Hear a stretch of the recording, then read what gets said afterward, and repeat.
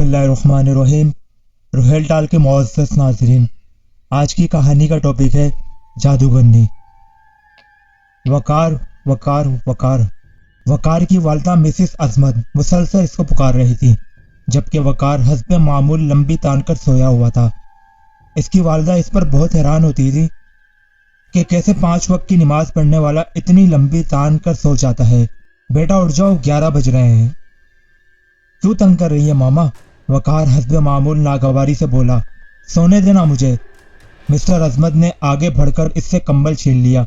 वकार हस्बे मामूल आंखें मसलता हुआ वॉशरूम की तरफ गया। उज़मत बेगम और मिसेस अज़मत की लव मैरिज हुई थी। इनकी 2 औलादें थीं। ताहम अज़मत साहब पहले से शादीशुदा भी थे। इनकी बीवी वफात पा चुकी थी, इसीलिए उन्होंने मिसेस अज़मत से दूसरी शादी कर ली। इनके बड़े बेटे का नाम वकार और बेटी का नाम नादिया था, जिसे प्यार से सभी नाजी कहते थे। इनकी जिंदगी मुकम्मल थी।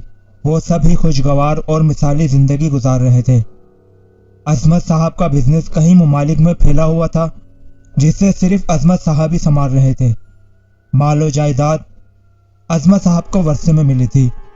शादी से पहले मिसेस अज़मत एक ब्राह्मण हिंदू थी, लेकिन बाद में इस्लाम का मुताला करने के बाद वो मुसलमान हो गई। इनके वालिद बचपन में ही मर गए थे। वो अपने 2 भांजों के साथ रहती थी। फिर इनकी मुलाकात अज़मत साहब से हुई और वो इस्लाम कबूल करने के बाद इनके निकाह में आ गई, जिस पर इनके दोनों भांजों ने इनकी शदीद मुखालफत की। वो 23 जून का एक गर्म दिन था, जब अज़मत बेग साहब एक रोड एक्सीडेंट में अपने खालिक हकीकी से जा मिले। मिसेस अज़मत के लिए यह बहुत बड़ा सदमा था। फिर भी उन्होंने हौसला न हारा और अज़मत साहब के बिजनेस को संभाल कर अपने बच्चों की तरबियत में मशगूल हो गई। लेकिन कुदरत को कुछ और ही मंजूर था। इस वक्त नाज़ी 3 बरस की और वकार 5 बरस का था। ईद उल फितर आने में 1 दिन बाकी था। ये पहली ईद थी जो मिसेस अज़मत बेवा होने के बाद गुजारने वाली थी। वो सब ही शॉपिंग के लिए गए। नाज़ी पानी पीने के लिए मार्केट से बाहर आई और रास्ता भूलकर अपनी फैमिली से बिछड़ गई। मिसेस अज़मत और वकार ने मिलकर इसको बहुत तलाश किया, मगर वो ना मिल सकी। आबादी से दूर वो एक सरसब्ज़ पहाड़ था, जिसमें एक गार बनी हुई थी।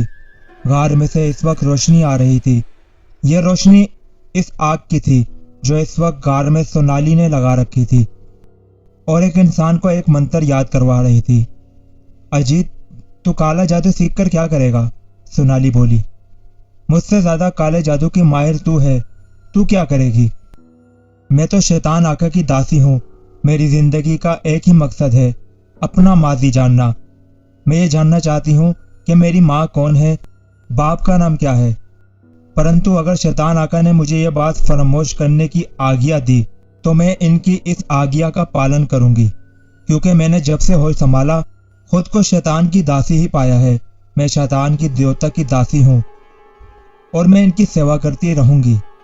हाँ, तेरी वफादारी देखकर ही शैतान देवता तुम्हें नई नई शक्तियां देता है। कल ही इसने तुम्हें हवा में उड़ने की शक्ति से नवाज दिया है।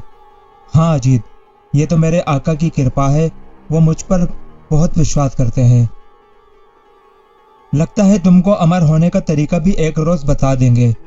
हाँ अजीत, अगर मैं अमर हो गई तो दुनिया में हर तरफ मेरे शैतान आका का ही चर्चा होगा और मैं इस दुनिया में हुकूमत करूंगी, और इस तरह तू अपना माजी भी जान जाएगी। इसने सवाल किया। हाँ अजीत, मैं अपना माजी भी जान लूंगी। खैर छोड़ो, तुम जाओ, अब काफी रात हो गई है, सोनाली ने कहा और अजीत निकल पड़ा।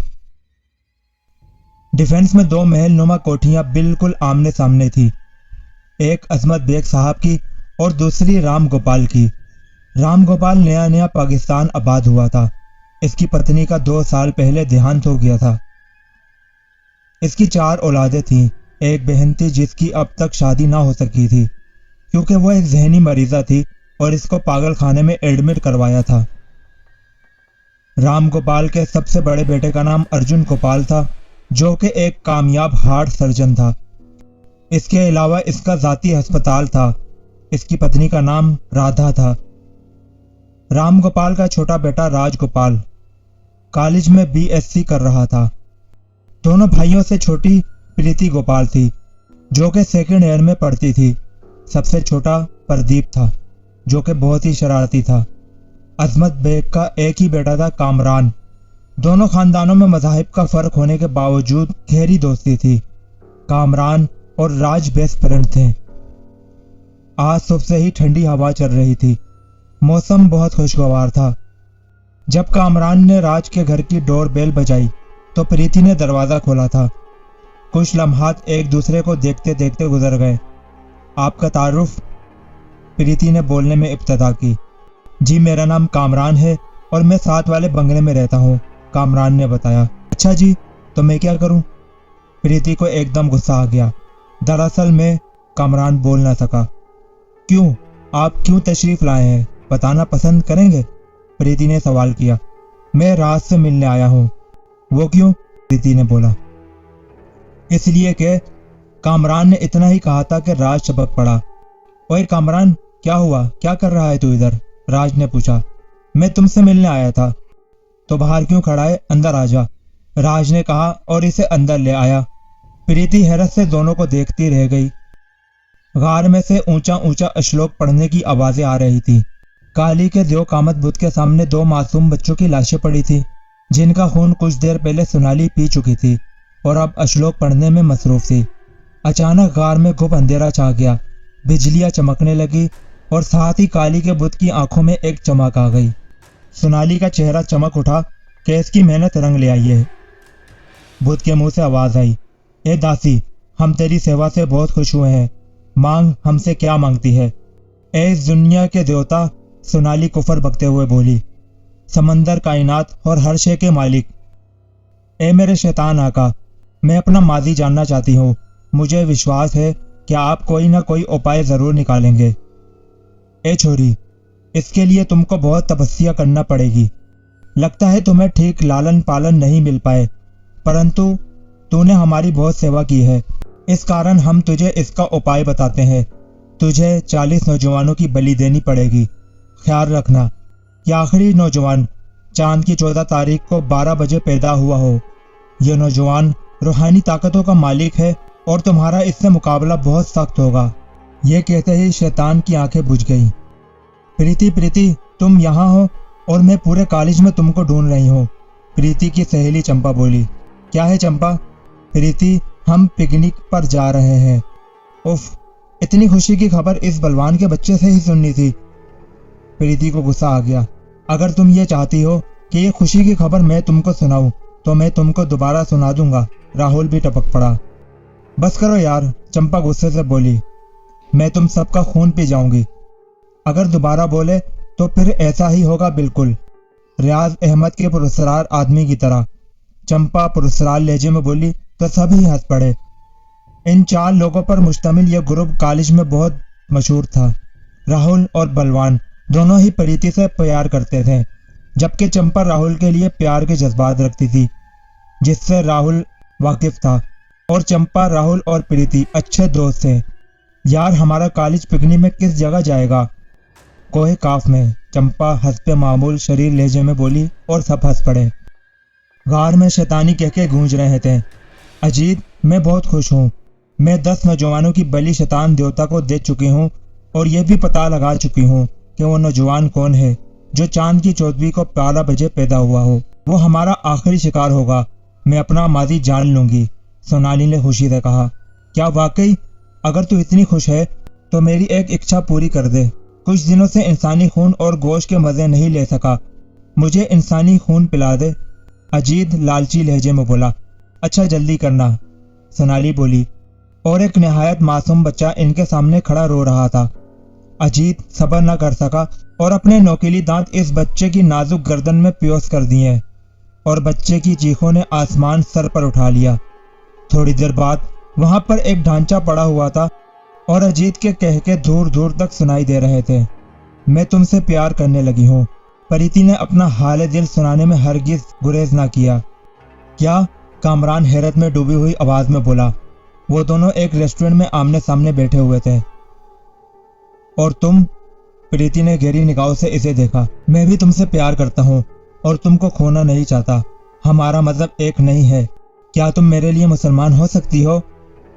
मैं तुम्हारे लिए अपनी जान भी दे सकती हूँ। मैं अभी और इसी वक्त मुसलमान होना चाहती हूँ।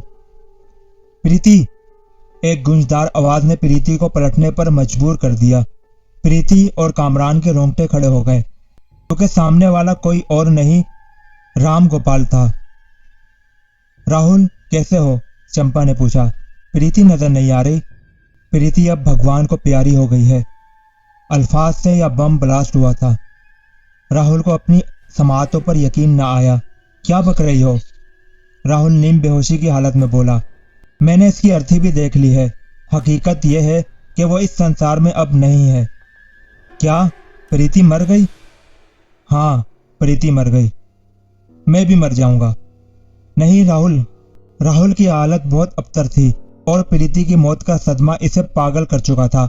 चंपा से राहुल की हालत देखी ना गई और इसका हाथ अपने दिल की तरफ उड़ता चला गया। प्रीति की मौत ने 3 इंसानों को बर्बाद कर दिया था। एक कामरान, जो कि खुदकुशी करके अपने खालके हकीकी से जा मिला था। दूसरा राहुल, जो पागल खाने में था। और तीसरी चंपा, जिसकी अर्थी जल रही थी। प्रीति ने जैसे ही अपने वालिद को देखा तो कांप कर रह गया, क्योंकि वो बहुत ही गुस्से में थे। तुझको अपनी बेटी कहते हुए शर्म आती है? भगवान करे तू नर्क में जा। इतना कहते ही वो प्रीति पर अपनी गन खाली कर चुके थे और साथ ही कामरान ने खुदकुशी कर ली। इसकी रूह भटकने लगी, जिसको आकाश ने अपने कब्जे में कर लिया। बाद में अजमत साहब ने दूसरी शादी करने के बाद वो जगह छोड़ दी। हेलो, एक लड़की ने वकार को पुकारा। जी फरमाइए। मैं आपसे कुछ जरूरी बात करना चाहती हूँ, लड़की ने कहा। फरमाइए। यहाँ नहीं, कहीं और बैठकर। 10 मिनट बाद वो एक रेस्टोरेंट में बैठे हुए थे। क्या आप कुछ बताना पसंद करेंगी मोहतरमा? मेरा नाम नयाब है। मैं आपसे बहुत प्यार करने लगी हूँ। क्या? आप क्या कह रही हैं? वकार पर हैरत का पहाड़ टूट पड़ा। हाँ, मैं सच कह रही हूँ, नयाब बोली और उठकर चली गई। आकाश जादूगर शैतान का खास खिदमतकार था। इसने बेशुमार इंसानों की भेंट दी थी। वो एक इंसान नुमा भेड़िया था। इसके पास बहुत सी शक्तियां थी, लेकिन इसने महसूस किया कि वो करीबुल मर्ग है। चुनाचे इसको किसी ऐसे इंसान की तलाश थी जो इसकी शक्तियों की हिफाजत कर सके। इन्हीं दिनों इसकी मुलाकात नाजी से हुई और फिर वो इसे अपनी क़यामगाह ले गया। इसका नया नाम सोनाली रखा गया। बाद में आकाश का देहांत हो गया और इसकी तमाम शक्तियां सोनाली को मिल गईं। इन्हीं दिनों सोनाली की मुलाकात अजीत से हुई और वो इसको काला जादू सिखाने लगी। एक रात सोनाली को खून की बहुत तलब हुई। इसके पास अजीत के अलावा कोई नहीं था, चुनाचे वो अजीत का ही खून पी गई। बाद में इसने अपना माजी जानने के लिए एक चिल्ले का आगाज किया और फिर आखिरी इंसान, जो चांद की 14वीं को पूरे 12 बजे पैदा हुआ हो, इसको भी ढूंढकर इसे अपने काबू में करने के लिए गोशा हो गई। ताहम वकार भी कुछ नौरानी अमलियात सीख चुका था। इसने अपनी बहन की गुमशुदगी के फौरन बाद बातिल का खात्मा अपनी जिंदगी का मकसद बना लिया था, लेकिन इसको ये मालूम नहीं था कि इसकी बहन बातिल की पुरसतार बन चुकी है, शैतान आका की सेवा करने लगी है और आदम खोर बन चुकी है। वह सिर्फ और सिर्फ ये जान पाया था कि इसकी बहन जिंदा है। वो अपनी बहन के मुतालिक और भी बहुत कुछ जानना चाहता था। इसके लिए इसने अपने उस्ताद मोहतरम से राब्ता किया और उन्होंने इसको एक 3 दिन का अमल बताया। वो अमल इंतहाई खतरनाक था। पहले इसने ना करने का फैसला किया, लेकिन जब कभी अपनी बहन की याद आती तो इसका दिल भर आता। वलाखिर इसने ये चिल्ला मुकम्मल करने का फैसला कर लिया। लेकिन वकार ने यह बात मिसेस अजमत को नहीं बताई, क्योंकि अपनी बेटी को खो देने के बाद वो बहुत वहमी हो गई थी और किसी भी किस्म का रिस्क लेने के लिए वकार तैयार नहीं था। 30 इंसानों की बलि दे चुकी हूँ और अब सिर्फ 11 इंसानों की भीड़ बाकी है। हा हा हा। सोनाली के केके आसमान को छू गए। अचानक गार में सफेद रंग का धुआं नामुदार हुआ। बोलो ए दुष्ट आत्मा, क्यों आई हो? सोनाली ने कहा। ए शैतान की काली मलका, आपके लिए एक बुरी खबर है। वो मसला यह है, वकार एक चिल्ला काटना चाहता है और अपनी बहन का पता लगाना चाहता है। इस वास्ते मैंने आपको ज़हमत दी है। कैसी बहन? सोनाली ने हैरत से पूछा। वकार ने तो मुझे इससे मुताल्लिक कुछ भी नहीं बताया। यानी सोनाली, यानी नयाब और वकार आपस में बहुत फ्री हो गए थे। काली मलका, कहीं वो छोरा आपकी हकीकत जान तो नहीं गया है? नहीं, मुझे ऐसा नहीं लगता। خیر میں آج ہی وقار سے ملتی ہوں، اب تم جا سکتے ہو۔ اور سفید دھواں غائب ہو گیا۔ سونالی نے اسی وقت تالی بجائی تو ایک نہایت مکروہ چہرے والی چڑیل ظاہر ہوئی۔ اس کی صرف ایک آنکھ تھی، ناک اور کانوں کا نام و نشان بھی نہیں تھا۔ پورے جسم پر سنہلے بال اگے ہوئے تھے۔ یہ سونالی کی بہت ہی خاص طاقت تھی۔ مزار چڑیل، فوراً ایک انسان کا بندوبست کرو، جو حکم آپ کا۔ تھوڑی ہی دیر بعد غار میں ایک نوجوان بے ہوش پڑا تھا، جو کہ کوئی اور نہیں بلوان تھا۔ وہ اسے ہی اٹھا لائی تھی۔ ٹھیک ہے مزار چڑیل، اب تم جا سکتی ہو۔ اور وہ غائب ہو گئی۔ سونالی نے جلدی سے بلوان کو کالی کے قدموں میں لٹایا اور اس کی گردن پر چھری پھیر دی۔ بلوان کی چیخیں آسمان کو چھونے لگی اور اس کا جسم تڑپنے لگا۔ کچھ ہی دیر میں غار میں اندھیرا چھا گیا، اتنا اندھیرا کہ ہاتھ کو ہاتھ دکھائی نہ دے رہا تھا۔ صرف کالی کی آنکھوں سے روشنی پھوٹ رہی تھی، جس کی لو میں سونالی بولان کا گوشت کھا رہی تھی۔ اور کچھ ہی دیر میں وہاں پر ایک ڈھانچے میں اضافہ ہو چکا تھا۔ ایک نہایت ہی مکروہ آواز سنائی دی، ہم نے تیری بلی قبول کر لی ہے۔ اے داسی، بول کیا چاہتی ہے تو؟ گرو جی، میں یہ جاننا چاہتی ہوں کہ وقار کس سلسلے میں چلا کرنے والا ہے۔ یہ ہم نہیں بتا سکتے۔ اور سب کچھ پہلے جیسا ہو گیا۔ اور سونالی اپنی پہلی ناکامی پر غصے میں چیزیں توڑنے لگی۔ رات نے اپنی کالی چادر ہر طرف پھیلا دی تھی۔ ہر طرف خوفناک سناٹا طاری تھا۔ دسمبر کا مہینہ تھا۔ لوگ اپنے گھروں میں لحافوں میں مزے سے سو رہے تھے۔ ایسے ماحول میں الو کی منحوس آواز خاموشی کے اس گہرے سمندر میں کنکل ڈال رہی تھی۔ ایسے پراسرار ماحول میں وقار اپنے گھر سے باہر نکلا۔ اس نے سردی سے بچنے کا مکمل انتظام کیا ہوا تھا، مگر یہ سچ ہے کہ اللہ رب العزت کے حکم کے آگے ہماری تمام تدابیر ناکام ہو جاتی ہیں۔ وہ قبرستان کے گیٹ تک آ گیا۔ گورگن گہری نیند میں تھا۔ اس نے ایک قدم بڑھایا تھا کہ اچانک ایک الو کریا آواز میں چیخا تو بے ساختہ اس کی ٹانگیں کانپنے لگی۔ اگرچہ وہ ایک بہادر انسان تھا، لیکن یہ ایک ایسا مرحلہ تھا جس میں بڑوں بڑوں کے رونگٹے کھڑے ہو جاتے ہیں۔ لیکن اس نے ہمت نہ ہاری اور ایک قدم آگے بڑھایا۔ اب وہ قبرستان میں داخل ہو چکا تھا کہ اچانک موسلا دھار بارش شروع ہو گئی۔ بادل گرجنے لگے اور دور دور سے کتے بھونکنے لگے، جیسے انہوں نے جنات کو دیکھ لیا ہو۔ الو اپنی منحوس آوازوں میں چیخنے لگے۔ اوپر سے وقار کا پورا وجود بھیگ چکا تھا، ہر طرف کیچڑ بن چکا تھا۔ اس نے ایک قدم آگے بڑھایا تو اسے دو کتے اپنی طرف آتے ہوئے دکھائی دیے۔ وہ مکمل طور پر لرز اٹھا۔ کوئی درخت بھی قریب نہ تھا۔ اوپر سے ہر طرف کیچڑ بن چکا تھا۔ کتے اس کے قریب آنے ہی والے تھے۔ دونوں کتے خون خوار لگتے تھے۔ اسے اپنی موت صاف نظر آ رہی تھی۔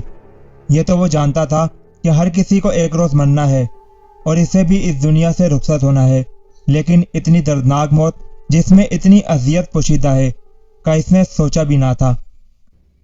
جب انسان مکمل طور پر بے اختیار ہو جاتا ہے، کچھ نہیں کر سکتا، بے بس ہو جاتا ہے، تبھی اس کو اپنا خدا یاد آتا ہے۔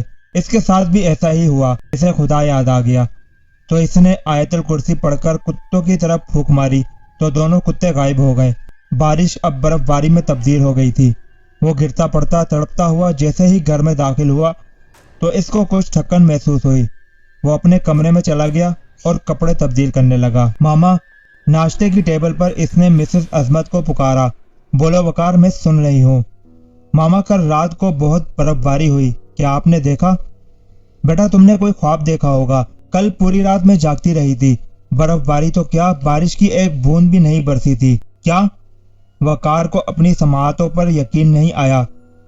جب اس کو رات کا واقعہ یاد آیا تو اس کے رونگٹے کھڑے ہو گئے۔ اسے اپنی بہادری پر رشک ہونے لگا۔ لیکن ایسا کیسے ہو سکتا ہے؟ دل اور دماغ کے درمیان ایک جنگ جاری تھی۔ اس کے ساتھ شب میں جو حیرت انگیز، خوفناک اور دہشت انگیز واقعات بیتے تھے، کیا وہ خواب تھے؟ لیکن نہیں، اس نے رات کو خود سب محسوس کیا تھا۔ سب سے اہم بات، اس کے روم میں شب میں بھیگنے والا لباس بھی موجود تھا۔ لیکن اس کی ماما کہہ رہی تھی کہ رات کو بارش بھی نہیں ہوئی۔ بیٹا کن خیالات میں گم ہو؟ کہیں نہیں۔ ناشتہ کرو نا بیٹا، تم نے ابھی تک کچھ کھایا ہی نہیں۔